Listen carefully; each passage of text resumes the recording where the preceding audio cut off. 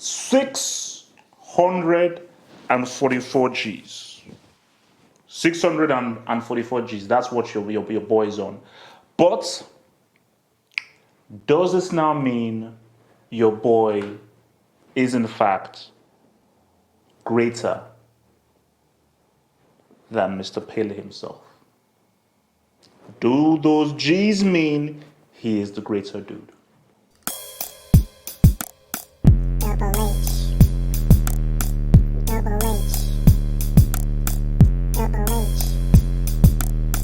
Double H. Double H. Double H. So let me just start by saying that this is an impressive stat. It's an amazing stat, because people can say, okay, he's a one-club merchant and so forth, but the fact of the matter is the fact that a player can be dedicated to one side and to one team for his entire career and be able to produce 644 Gs is an amazing feat. So let's just first pause there. That is an amazing feat because that's a lot of goals. And I think even Gary Lineker even put out that I don't think that any player is going to be able to achieve that. Most, 99% of players will not get 600 and over 600 goals throughout their entire career. Most wouldn't do that, let alone over 600 goals for one club. Nobody is ever going to do that. It's just not going to happen. So this just goes to this dude's insane, ridiculous consistency. Pele. And this is where things now get interesting is when people talk of Pele and they call him the GOAT and they call him the greatest, they bring up two things. They bring up the amount of goals he has scored and they bring up the World Cup. And I think they put those things together as a package. Now, for me, I never used the goals arguments for Pele. I never used that. For me, what I always used for Pele, I told you, World Cup is my house, World Cup is where I live. So I always used the World Cup. What does it get it as a 17-year-old in 58, and the way he did 12 years later as a 29-year-old in 1970. Like, that's just amazing. Very few players have scored in 2 World Cup finals. Very few players have won 2 World Cups. That is a very rare feat, and he was very much a star of 2 World Cup wins. Technically, he won 3. Really, he won 2. So that in itself is amazing. I think that is why you say, okay, no, boom. So you almost wish he was fit for the 62 World Cup because they would have still won it. Because they won it without him, they have still won it perhaps more convincingly with him. But it is what it is. So I always use that argument, but people have said, no, why Pele is this, do this, that. And some people have said, actually, no, he's actually scored even over like 1,000 goals. Those are the ones that have just been sort of officially recorded, but really even scored a lot more than the 643 goals that have been recorded and noted down. So when we look at both of these guys and both of these individuals, what you have to sort of note and say to them is that these guys have done amazingly club level wise. So the question is Messi greater than Pele now that he's now surpassed the goals record? It depends on how you want to view it.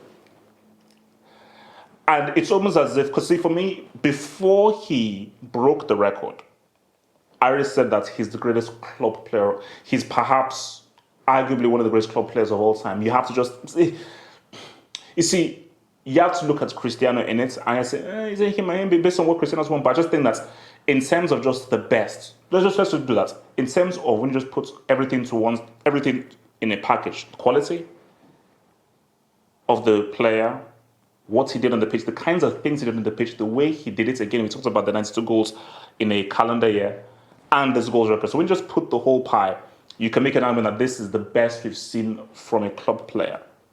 Putting everything into one thing. I think Cristiano is much more of an achievement. I think Cristiano is greater in terms of achievement. I think the best in terms of just quality and also the records, I think the 644 just really puts him over the edge.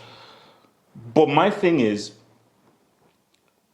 can we really say he's greater if he hasn't won the World Cup?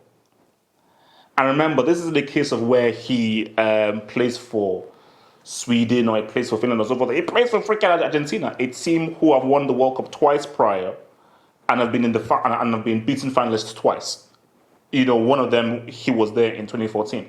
So I think what Pele still has over Messi is those two World Cups. I'm calling it the 230, those two World Cups. And I think until Messi, so let's keep it real.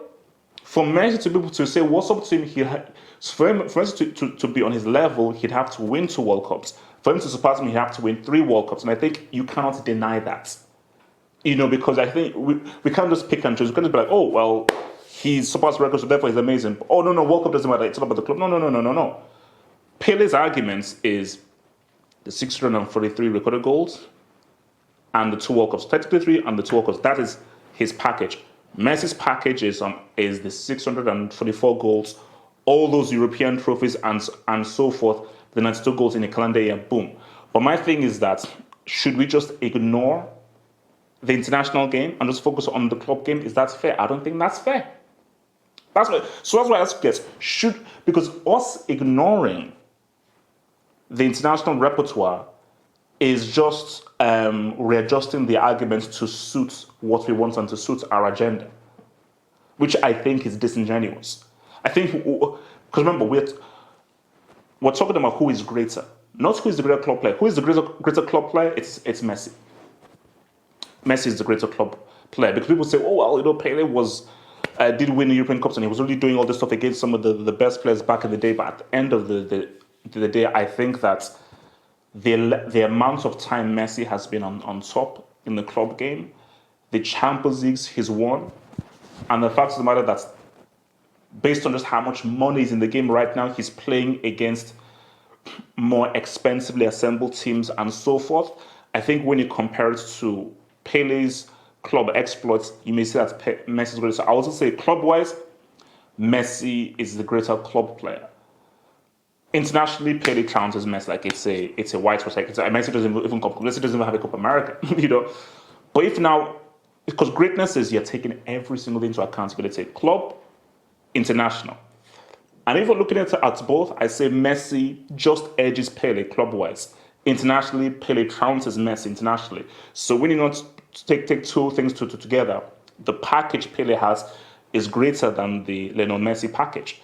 So that is what we have to do. That we have to be very clear in defining the greatness arguments that we're having. If it's a greatness based on club, Messi wins it. Messi wins it because remember, this is 644 and he's going to add to it.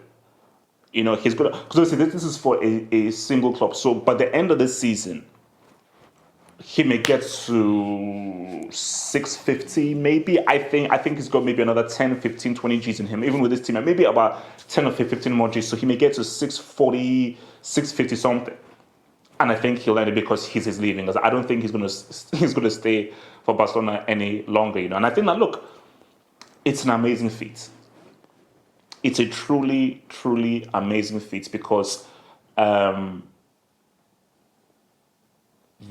a lot of goals to score. And remember what we said about football, because football is a very difficult sport. It's a very difficult sport. Messi may make it look easy, but it's a very difficult sport. Cristiano may make it look easy, but it's a very difficult sport. So what's Messi, Cristiano, Pele, what these guys do? You've got to applaud it because anybody who's played football or understands football that scoring a goal is hard. It is difficult to score a goal. And based on the difficulty of the sport, we applaud the guys who achieve it. Degree of difficulty. So it is amazing. So I think for Messi, it's a crazy achievement, an amazing achievement. So we rest with he's the greater club player, but I still think that Pele's package overall makes him overall the greater player, man. Remember, guys, to follow me right there on Twitter, Facebook, all that good stuff. Remember to like the vid. Remember to subscribe. Peace out.